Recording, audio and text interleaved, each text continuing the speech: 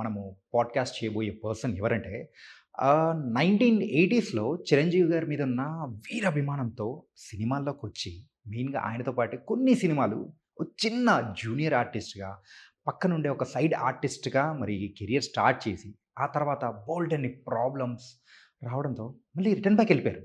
కానీ అదే చిరంజీవి గారి రీ ఎంట్రీ సినిమా అయిన 'ఖైదీ నంబర్ 150లో' రిటర్న్ బ్యాక్ వచ్చి ఇప్పటికి నియర్లీ 70-80 మూవీస్ వరకు చేసిన the great versatile actor Naga Mahesh గారు. మరి ఆయనను చూడగానే కమర్షియల్ సినిమాల్లో ఈయన ఖచ్చితంగా ఉంటారబ్బా! అండ్ ఇప్పుడు ప్రెజెంట్ మన ఇండస్ట్రీలో 'జయప్రకాష్ రెడ్డి' గారు లేని లోటుని ఆయన భర్తీ చేస్తున్నారేమో అనిపించేలా కూడా ఆయన ఈ మధ్య ఎంచుకుంటున్న పాత్రలు అలాగే ఉన్నాయి. మరి ఆయనతో మాట్లాడదాం. బోలెడన్ని విషయాలు కూడా ఆయన్నే అడిగి తెలుసుకుందాం. Hi sir. నమస్తే సార్. నమస్తే నమస్తే అండి. ఎలా ఉన్నారు సార్? బాగున్నాం బ్రదర్.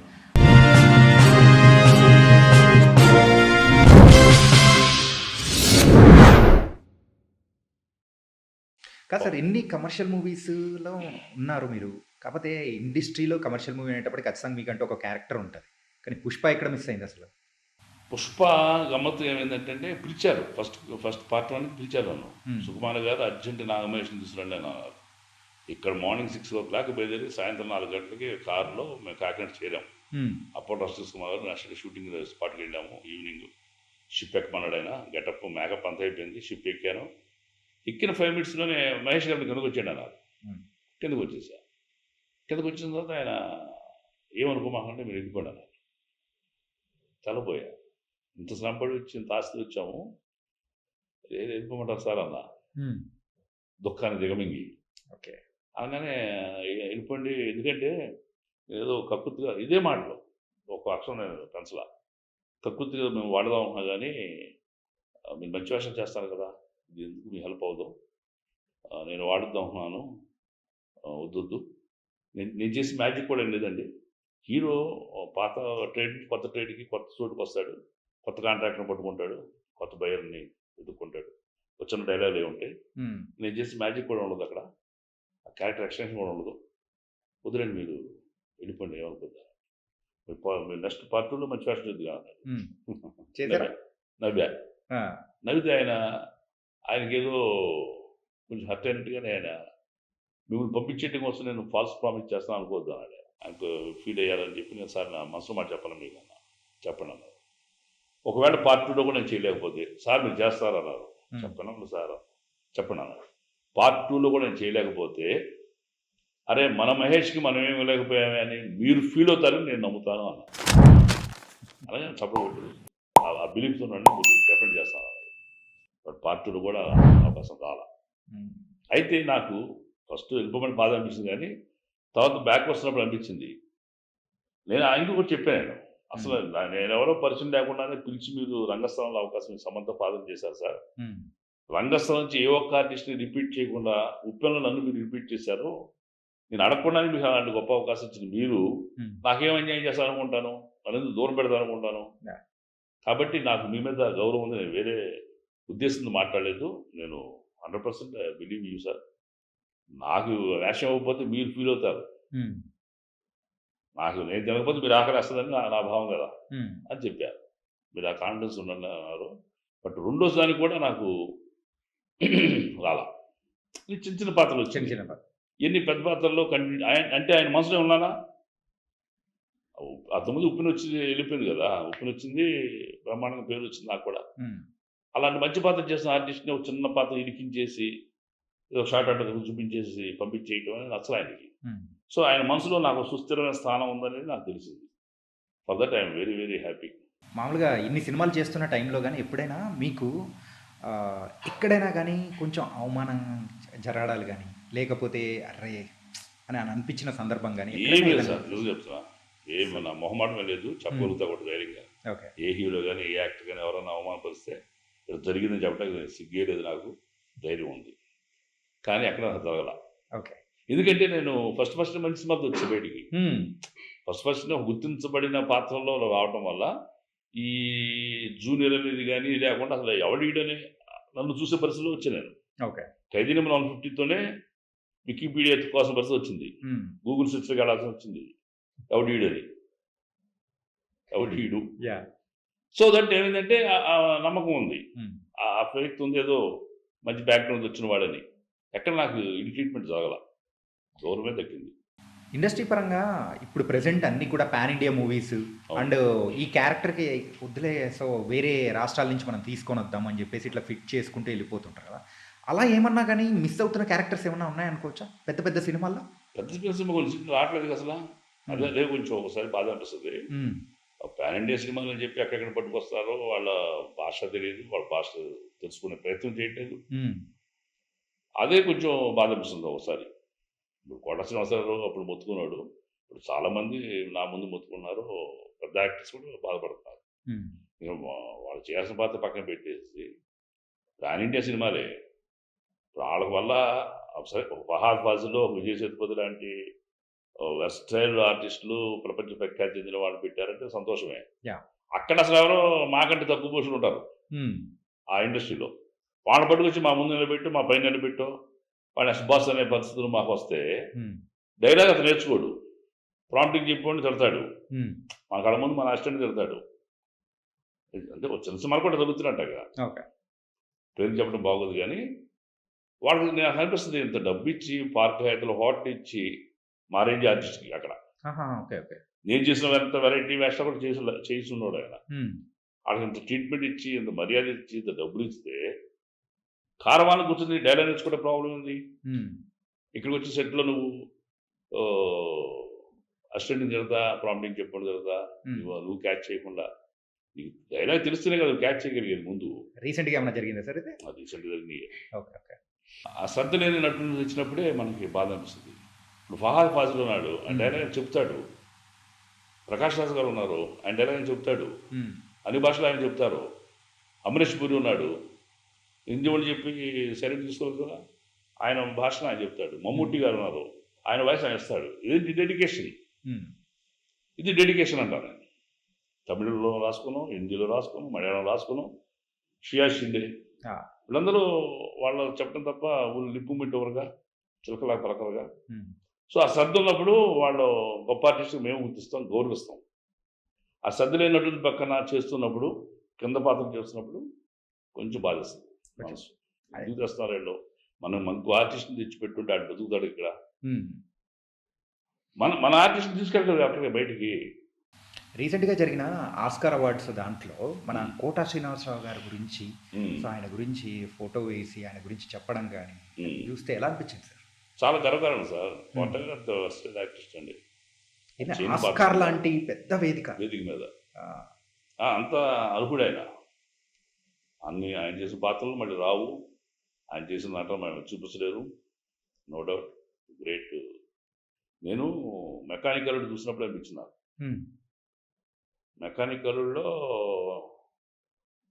సత్యనారాయణ గారు వీళ్ళందరూ కాంబినేషన్‌లో ఆయన ఒక యాక్టర్ ఉంది. హ్మ్. దుమ్ము దులిపేశాడు అందరిని. హ్మ్. టాలెంట్‌ని ఎవరు ఆపుతారు? సన్నివేశంలో నీకు ఉంటే ఇప్పుడు నన్ను ఒక మూల నిలబెడితే నిలబెడతారు. ఎస్ రంగారావు ఓ పక్కన నిలబెట్టారనుకో నిలబడుతుంటాడు ఆయన. ఆయన సన్నివేశం వస్తే కదా యాహ్! ఆయన టాలెంట్ చూపిస్తాకి. హ్మ్. అసలు అలాంటి సందర్భంలో 'కోట శ్రీనివాసరావు' పక్క ఆర్టిస్టులు అందరికని డామినేట్ చేసినాడు. ఒక ఆ చిన్న సన్నివేశంలో విషయం ఉంటే. హ్మ్. సో, టాలెంట్ ఉంటే నిన్నెవడు ఆపలేడు. ఎవరు కంట్రోల్ చేయలేరు. ఇప్పుడు yeah! 'Chiranjeevi' for example 'Chiranjeevi' గారి క్యారెక్టర్ ఉంది హ్మ్. 'ఖైదీ'. ఆయన క్యారెక్టర్ సబ్మిసివ్ ఉండే పాత్ర. చదువుకున్న వ్యక్తి, సంస్కారవంతుడు. హ్మ్. ఈడు దుర్మార్గుడైన ఇన్స్‌పెక్టరు. సో, అల్టిమేట్‌గా నా డామినేషన్ ఉంటుంది. పాత్రలో డామినేషన్ ఉంది. Dominate. So that I have to perform up to that level. హ్మ్. అది తగ్గితే సీన్ పండదు. ఆ దుర్మార్గం తగ్గితే సీన్ పండదు. హ్మ్. ఆయన హీరోనని చెప్పి చేస్తే సీన్ పండదు. ఆయన ఒక సాధారణ వ్యక్తి, సంస్కారవంతుడు. సార్ ఏంటి సార్ అట్ట చేస్తున్నారు మీరు అని అడిగిన తర్వాత అని పైన కింద గుద్దు పంచిచ్చే క్యారెక్టర్ కాదది. అవును. సో, క్యారెక్టరైజేషన్ ఉన్నప్పుడు నిన్నెవరు ఆపలేరండి. హ్మ్. ఆ క్యారెక్టరైజేషన్ ఉన్న క్యారెక్టర్ కావాలి. క్యారెక్టర్ ఎలా బిహేవ్ చేస్తదో తెలుసుకుంటే తెలుసుకుంటే పర్ఫెక్ట్ ఉంటుంది. పర్ఫెక్ట్ వచ్చేస్తది. అంటే సార్ 'గోపీచంద్ మలినేని' గారి మూవీస్ మాక్సిమం హ్మ్. చేస్తున్నారు కదా ప్రెజెంట్? ప్రెజెంట్ మొన్నే ఒక ఎంక్వైరీ చేశారు. ఆ! ఆహ్, చేశారు. ఖచ్చితంగా చేస్తానండి. హ్మ్. పిలుస్తారు. ఏంటంటే 'వీరసింహారెడ్డి' ఓపెనింగ్ మీతోనే ఉంటది. అవును. తర్వాత 'జాట్‌లో' చేశారు. జాట్ అంటే చేశారు. నెక్స్ట్ మన వస్తుంది 'చిరంజీవి' సినిమా గారితో ఇది. ఉంటాయండి. నెక్స్ట్ నేను చెప్తున్నా కదా! నేను పెద్ద సినిమాల్లో అన్ని 'భగవంత్ కేసరి' కూడా నాకు పిలుపొచ్చింది. హ్మ్. బట్ వేరే చిన్న సినిమా మీ 'పులివెందుల్లో' ఉన్నాను. ఆ సినిమా రిలీజ్ అవ్వలా. ఇది జాతీయ స్థాయిలో అవార్డు సంపాదించింది. ఒకసారి పోతుంటారు, మిస్ అవుతుంటాం. ఆ డేట్స్ అడ్జస్ట్ చేయలేక మిస్ అవుతాం తప్ప, హ్మ్. మన ఫ్రెండ్‌కి చెప్పా, "ఇప్పుడు ఏ స్థాయికి వచ్చావు నువ్వు" అంటే, "వాంటెడ్ కాలంకి వచ్చాను. వాంటెడ్ లిస్ట్‌లో ఉన్నాను. హ్మ్. నా ఫోటో పోలీస్ స్టేషన్‌లో కాదు, ప్రొడక్షన్ హౌస్‌లో కూడా ఉందన్న."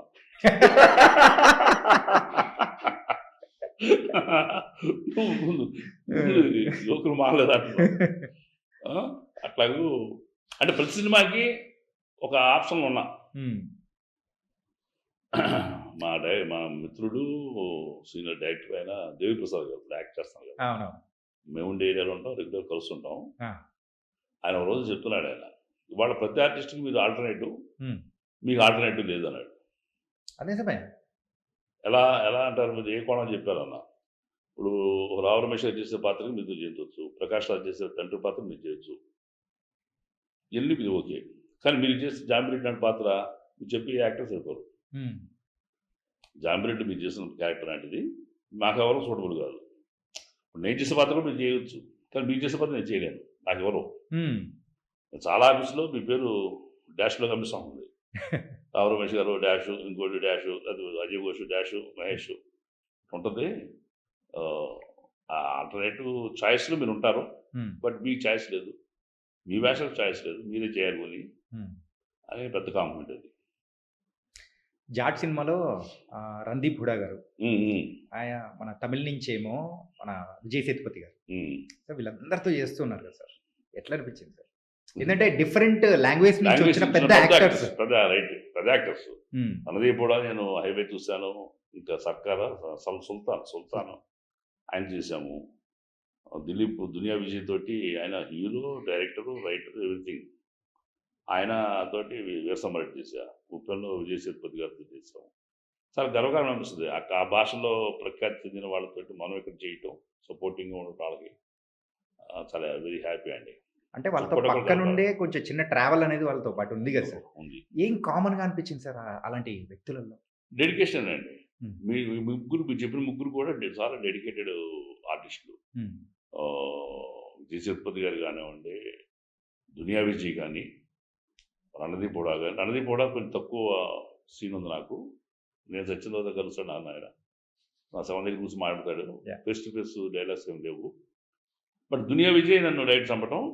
'దునియా విజయ్' చంపేస్తున్న మీరు స్టేజ్ యాక్టర్ సార్ అని అడిగాడు నన్ను. అవును సార్. అవును. మీకే తెలిసింది. మీకే ఎట్లా తెలిసిందన్నా. లేదు మీరు కెమెరా మంచం కింద ఉంది. ఆయన ఎమోషన్ చూపిస్తారు. నా పక్కన కూర్చుంటాడు. హ్మ్. గుణపాన్ని నా పడకిట్ట అంటావురా అని అంటుంటాడు. కెమెరా నా వెనకుంది. హెడ్ కింద ఉంటుంది. హ్మ్. కెమెరా నా వెనకుందని చెప్పి అలా ఫ్లాట్‌గా ఇలా చూస్తా అతని యాక్టింగ్ చూడలా. ఆ పెయిన్ ఫీల్ అవుతూ నేను యాజ్ ఇఫ్ కెమెరా నా మొహం మీద చేసేసా. హ్మ్. స్టేజ్ యాక్టర్ చేయగలుగుతాడటగు. మీరు చేపట్టి నాకు నేను నాకు సొమ్మకుంద నా కొడకప్పుడు అని వస్తది. వస్తది. నేను అలా ఫ్లాట్‌గా ఉంటే ఆ ఎమోషన్ అసలు రిసీవింగ్ ఉండదక్కడ. హ్మ్. సో, మనం ఇస్తేనే ఇంక పెరుగుద్ది. ఎంత బాగా చేస్తే అంత బాగా ఆయన యాక్టర్స్‌గా చూపించడానికి ఉంటుంది. హ్మ్. సో, నాకు సీన్‌లో ఉన్నానంటే నాకు కెమెరా ఎక్కడుందో అసలు పట్టించుకోను. ఆ పాత్ర సీన్ ఏది చేయాలో చేసేస్తుంటా. హ్మ్. అది కనపడుతున్నా, కనిపించినా కూడా నేను అసలు పట్టించుకోను. నాకు అనవసరం అది. That is not at all my job. హ్మ్. నన్నొచ్చి కూర్చోమన్నారంటే ఇక ఆ సీన్‌లో నేను ఉండడమే. కెమెరా తల కింద ఉంది కదా! మనం యాక్ట్ చేయకుండా కూర్చొని వినయ్ విజయ్ భలే ఉన్నాడు అని చెప్పి ఈ ముచ్చట మాట్లాడే ఈ ఫీల్ అయితే ఉండదు. హ్మ్.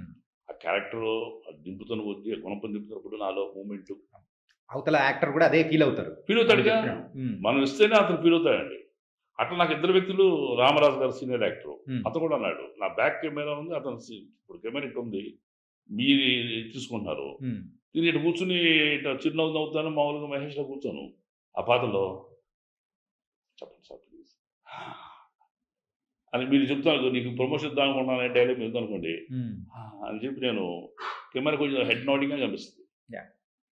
సో, నీకు చేస్తాం వల్ల మీరేమవుతుందంటే మరి జాగ్రత్తగా ఉండది. అది చేస్తే గాని నీకు రాదు అని ఇంకా ఎమోషనల్‌గా చెప్పటానికి ఉంటుంది. సో, ఇది స్టేజ్ యాక్టర్స్ కొంచెం లీనమవ్వటం జరుగుతుంది. హ్మ్. మిగతా వాళ్ళు చేయట్లేదని నాకు తెలీదు గానీ, నేనైతే చేస్తాను.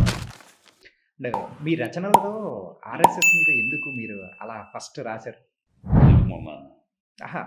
మీరు ఫస్ట్ అంటే ఆ! అప్పుడు 90స్‌లో మీరు రాసిన ఒక రచన ఆర్ఎస్ఎస్ అని నాకు ఒక పార్టీ గీటీ చెప్తున్నా పొలిటికల్ ఇంట్రెస్ట్ ఎప్పుడు లేదు. హ్మ్. ఏ పార్టీకి నేను ఫర్ అని చెప్పలేను. ఇంట్రెస్ట్ వేరు, అసలు ఇది వేరు. పెద్ద రాజకీయాల పట్ల నాకు పెద్ద ఆసక్తి లేదు అసల. హ్మ్. అయితే ఆహ్, దాన్ని అడ్డుపెట్టుకొని ఎమోషన్ చేస్తుంటే కొంచెం బాధ అనిపిస్తుంటుంది. హ్మ్. ప్రజల్ని దాన్ని వాడుదామని చూస్తే, దాన్ని వెపన్‌గా చేద్దామని మతాన్ని హ్మ్. బాధ అనిపిస్తది. ఆ రోజున నేను 92 కరసేవ అని దేశమంతా బాబ్రీ మసీదు కూల్చేయాలి, హ్మ్. రామ మందిరం నిర్మాణం జరగాలి అని ఎమోషన్ ఫీల్ అవుతున్న టైంలో పబ్లిక్ గార్డెన్స్ ముందు ఒక పెద్ద 12 అడుగులు రాముల వారి బొమ్మ వేశాడు ఒకతను. హ్మ్. చాక్ పీస్ తోటి. మంచి కలర్‌ఫుల్ చాక్ పీస్ వాడాడు. బ్లూ చాక్ పీస్ తోటి ఆయన బాడీ కలర్ నీలిరంగు. బైక్‌లో వస్తే చూసి అసల భలే ఏశాడు, అద్భుతంగా ఉంది. హ్మ్. చాలా అట్రాక్టివ్‌గా ఉంది. చాలా కళగా ఉంది ఆ చాక్ పీస్ బొమ్మ. అప్పుడే చినుకు స్టార్ట్ అవుతుంది. అక్కడ చినుకు, అక్కడ చినుకు పడుతుంది. హ్మ్. డబ్బులు చూస్తేనేమో పెద్దగా కనపడల బొమ్మ మీద. సరే ముందు నేను తడిసిపోతానని చెప్పని ఎళ్ళిపోతే దారంతా ఈ బొమ్మ ఉంది. హ్మ్. అసలు ఆవిడ బొమ్మ ఎక్కడ చూడలేదు నేను రోడ్డు మీద. ఈ బొమ్మ ఏసాడేంటి? అంటే ఈ ఈ ఆర్ఎస్ఎస్ యొక్క ఎమోషన్‌ని క్యాష్ చేసుకుందాం అనుకున్నాడా? హ్మ్. మంచి థాటే, తెలివైనోడు ఈడు ఆర్టిస్టు. ఆర్టిస్ట్‌కి గొప్పోడే. అంత అద్భుతంగా బొమ్మేశాడు. హ్మ్. బట్ అది అనుకున్న ఆశ నెరవేరిందా లేదా? డబ్బొచ్చిందా లేదా? మరి ఎక్కడ డబ్బులు కనపడలేదు ఆ బొమ్మ మీద. హ్మ్. వచ్చిందొచ్చినట్టు తీసి పక్కన పెడుతున్నాడు ఈడు. రూపాయి బిళ్ళలని తీసి దాస్తున్నాడా? హ్మ్. ఇయన్నీ ఆలోచనొచ్చినియి. సరే ఆ ఆర్టిస్ట్‌గా అతను చేసింది బావుంది. ఆలోచన బావుంది. దానికి ఎగ్జిక్యూట్ చేసింది బొమ్మ బావుంది.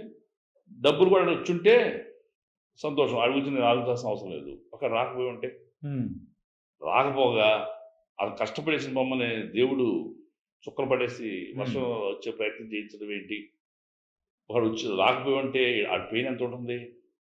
ఇయన్నీ నేను ఆ సెన్సిబిలిటీ రైటర్‌ని కాబట్టి కొంచెం సెన్సిబుల్‌గా 2 కోణాలు ఆలోచిస్తాం. ఓకే.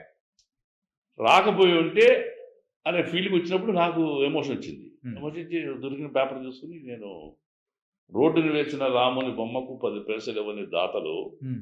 కరసేవంటూ వేసుకుందురు మొత్తం మూఢత్వపు వాతలు.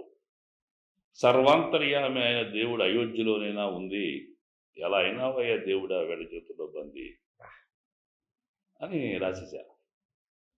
సో, ఇక్కడ విషయం ఏంటంటే, ఏదైనా ఒక మంచిదాన్ని నువ్వు నీ సొంతం చేసుకుందామని ప్రయత్నం చేస్తేనే బాధ కలుగుతుంది. హ్మ్. అది యూనివర్స్‌కి సంబంధించిన విషయం. అది యూనివర్స్‌కి చెందాలి. అటు మన 'ప్రకాష్ రాజ్' విషయంలో కూడా కొంచెం ఘాటుగా స్పందించాను నేను. యాహ్! యాహ్! అది చాలా వైరల్ అయింది. ఓ 500 మంది, 600 మంది పైన దానికి ఇది. హ్మ్. వేరే ఛానెల్స్‌లో పెడితేనే 2,00,000, 3,00,000 చూసారు దాన్ని. అదేంటి 'ప్రకాష్ రాజ్' గారు కూడా నా దృష్టిలో చాలా తప్పు చేశాడనే ఫీలింగ్ అన్నమాట. నిజంగా తప్పు చేసాడని మీరనుకుంటున్నారా? 100% తప్పు చేసినట్టే. అంటే అలా 100% వ్యాఖ్యలు మాట్లాడడం తప్పనా? మాట్లాడడం తప్పు. హ్మ్. ఆయన నాస్తికుడు అవ్వడం తప్పు కాదు. హ్మ్. బీజేపీని విమర్శించడం, నరేంద్ర మోడీని వ్యతిరేకించడం, లేదా పవన్ కళ్యాణ్ జస్ట్ ఆస్కింగ్ అనేది తప్పు కాదు. హ్మ్. ఆయన వ్యక్తిగతం, ఆయన రాజకీయం, ఆయన ఇంట్రెస్ట్‌లు. హ్మ్. కానీ కోట్లాది మంది, కోటాను కోట్ల మంది ప్రజలు పూజించే దేవుడిని అంటే ఒక మదరు క్రైస్తవ క్రైస్తవాన్ని ఇష్టపడింది కాబట్టి, హ్మ్. ఆవిడ చనిపోయిన తర్వాత ఆవిడ ఆ నమ్మకాన్ని గౌరవిస్తూ చర్చికెళ్ళానని చెప్పుకొచ్చారు. యాహ్! చాలా సంస్కారం. హ్మ్. ఒక కన్నబిడ్డగా చాలా గొప్ప కార్యం చేశావు. మరి కోటాను కోట్ల తల్లులను నమ్మే దేవుడిని నువ్వు ఎంత కించపరుస్తావంటగా? హ్మ్. నీ తల్లికి పట్ల ఉన్న నీకు కమిట్మెంటు, సెంటిమెంటు ఇంకా ఇతర తల్లుల పట్ల ఉండదా? ఇతర హిందువుల పట్ల ఉండదా? నీ మతం నాస్తికుడు అన్నట్టు మతం గురించి సంభాషణ ఎందుకు? హ్మ్. నాకు పాలిటిక్స్ ఇష్టం లేదనుకుంటే పాలిటిక్స్ మాట్లాడసల. హ్మ్. మీరు బీజేపీ ప్రశ్నించాక ఒకసారి నేను ఇందాక చెప్పాను మీకు పాలిటిక్స్ అంటే ఇష్టం లేదు నాకు. అవును. నేను చెప్పను. నాకు తెలీదయి. నేను పట్టించుకోను అసల. మీరు ఇది అంటున్నారు. హ్మ్. నేను అసలు ఎస్కేప్ అవుతా. హ్మ్. I don't want to talk about politics. Because I don't like them. నీకు నాస్తికుడు అన్నవాడివి నువ్వు పర్టిక్యులర్‌గా హిందూ దేవుళ్ళ గురించి, పైగా శ్రీరాముడి గురించి వందల కోట్లు ఖర్చు పెట్టి డబ్బులు కట్టి కూర్చుంటే అక్కడ రామ మందిరాలు. పైగా ఈ సంవత్సరం వెళ్ళి నేను అయోధ్యకి. ఎళ్లారా సార్? ఎళ్ళా. ఆహా! ఎళ్ళాను. మొహం పెద్ద బొట్టు పెట్టుకున్నాము. ఆ ఫోటోని పెట్టాను హ్మ్. ఫేస్‌బుక్‌లో. ఎలా అనిపించింది అక్కడ మొత్తం చూసేటప్పటికి? ఆ! ఆ చిన్న బాలరాముడికి అంత ఇది, ఎంత దూరం నడక, దేవుడు అట్లా ఫీల్ అయింది అయోధ్యలో. అట్లా హ్మ్. ఫీల్ అయింది శబరిమలలో. చెప్పండి. ఆ! అంత కొండ ఎక్కి శ్రమపడి ఒళ్ళో పులుసంతా గాలిపోయి, అమ్మ ఎందుకురా ఇంత శ్రమ నాకు, హ్మ్. ఎందుకు ఇంత కష్టపడతారు భక్తులు అని ఫీల్ అయిన తర్వాత ఆ దేవుడిని చూస్తే ఎంతున్నాడే. ఆ! ఇంత చిన్న స్వామి కోసమా ఇంత కొండ మీద వెలిసావు నువ్వు? ఏ శక్తి, ఏ మహిమ? ఈ కొండ మీద ఇంత భక్తులు రావడం ఏంటి? ఆ డివైనిటీని మనం గుర్తించకపోతే, గౌరవించకపోతే అది ఎక్కడైనా ఉంటుంది. అంతే దేవుడు నువ్వు క్రీస్తుని చూపించి నేను ఆ పవర్ నమ్ముతా. కానీ ప్రతిసారి కూడా ప్రకాష్ రాజ్ గారు ఇదేం ఫస్ట్ టైం ఏం కాదు. అవును. ఎప్పుడు వచ్చినా కానీ ప్రత్యేకంగా హిందువుల దేవుల పట్ల కానీ హిందుత్వం పట్లే ఎందుకు ఆయన ఇంత వ్యతిరేకంగా మాట్లాడతారో అర్థం కాదు. అంటే ఒక ఫేమ్ కోసం అనుకోవచ్చా? ఆయనకి రాజకీయమైన ఇంట్రెస్ట్లు ఉన్నాయండి. దాంట్లో నిలకం కోసం ఆయన రాముడిని అడ్డుపెట్టుకుంటున్నాడు, హిందూ మతాన్ని అడ్డుపెట్టుకుంటున్నాడు. హిందూ మతం ఇది వేరే దేవుడికి మాట్లాడు, రాముడి నుంచి మాట్లాడు. టార్గెట్ ఇది. ప్లస్ మాట్లాడిన దాంట్లో రాముడి గురించి నీకు విమర్శలు వస్తే నువ్వు విమర్శించవచ్చు. అట్ట చేశావు, ఇట్లా చేసావు అనేది రామాయణం గురించి విమర్శించవచ్చు, చరిత్ర గురించి మాట్లాడవచ్చు. రాముడి జోక్గా మాట్లాడి హాయ్ లక్కీ, వాట్ లక్కీ అని చెప్పి తమ్ముడు లక్ష్మణ్ లక్కీ అని పిలుస్తాడని చెప్పి మరి అయ్యో ఎంత కోపం వస్తుంది. నేను 3 రోజులు ఆలోచించా. సీనియర్ నటుడు, ఆయన రెస్పెక్ట్ ఉంది, కలిసి పనిచేశాము. ఆయన కాంబినేషన్ మహర్షిలో సీన్ చేశాను. నేను మీతో రంగస్థలం చేశాను సార్, ఇది 2 సినిమా 3 సినిమా అన్నా నాకు చూసా అన్నాడు, నాకు తెలుసు అన్నాడు. వాళ్ళు వకీల్ సాబ్ చేశాము. నటుడిగా చాలా గొప్ప యాక్టర్ ఆయన. I have great respect on him for that acting skills. వ్యక్తిగా ఆయన మాట్లాడిన పెద్దాన్ని నేను అభిమానించే మనిషిని విమర్శిస్తాను, వ్యక్తిగా తప్పు చేస్తే. వ్యక్తిగా నేను ఆయన్ని ఆ విషయంలో ఖచ్చితంగా నాకు బాధ కలిగించింది. ఎందుకంటే నేను దర్శనం చేశా, పాలిటిక్స్ కోసం నాకు ఇంట్రెస్ట్ లేదని చెప్పిస్తున్నా. ఆయన అడ్డుపెట్టి అడగాల్సిన అవసరం నాకు లేనే లేదు. ఇది రేట్ చేసి నేను కాదు, నాకు నేను ఫీల్ అయ్యింది, నేను పూజించే దేవుణ్ణి తేలిగ్గా మాట్లాడతాం. అనామకుడు ఒక మాట, అప్పుడు అనామకుడు మాట్లాడాడంటే మనం పట్టించుకోక్కర్లేదండి, అడుగుచి లోకం పట్టించుకోదు. కానీ లోకాన్ని తెలిసిన మనిషి, లోకంలో గుర్తించబడిన మనిషి చాలా బాధ్యత మెరగాలనేది నా సిద్ధాంతం. ఓకే, మన మాట, మన ప్రవర్తన. నేను రెచ్చగొడితే కొంతమంది రెచ్చిపోవచ్చు, కాబట్టి నేను రెచ్చగొట్టకూడదు. రాంగ్ వే మాట్లాడకూడదు, రాంగ్ డీడ్స్ చేయకూడదు. ఆ నిబద్ధత లేకపోతే మనిషికి ప్రతి ఒక్కటి సృజన మాడతాడు. నువ్వెంత అంటే వాళ్ళు తెలిగిపోలా. అసలు రూపాయి గతి లేనివాడు, టీ తాటే గతి లేనివాడు పాలిటిక్స్ చంద్రబాబు నాయుడు తిడతాడు, మోడీని అంటాడు, పవన్ కళ్యాణ్ అంటాడు. అర్హతలు లేవు. సోషల్ మీడియా వచ్చిన ప్రతి ఒక్కటి వాక్ స్వాతంత్రం తెలిసింది. ఈ రకంగా నువ్వు ఒక గ్రేట్ స్థితిలో ఉండి, నీ భగవంతుడు గొప్ప స్థితి ఇచ్చాడు, ఇండియా అంతా తెలిసిన ఆర్టిస్ట్వి, ప్రపంచానికి కూడా తెలుసేమో తెలీదు. నువ్వెంత జాగ్రత్తగా మాట్లాడాలి. పైగా కోట్ల మంది, 140, 150 కోట్ల ఇండియా జనాభాలో 100 కోట్ల జనాభా రాముడిని దేవుడికి పూజిస్తారు. నువ్వు వచ్చి పిచ్చవాడు వాగడం ఏంటి? ఆ విషయంలో నేను జంకేది లేదు. ఆయనతో కూడా ఫేస్ టు ఫేస్ మాట్లాడగలుగుతా.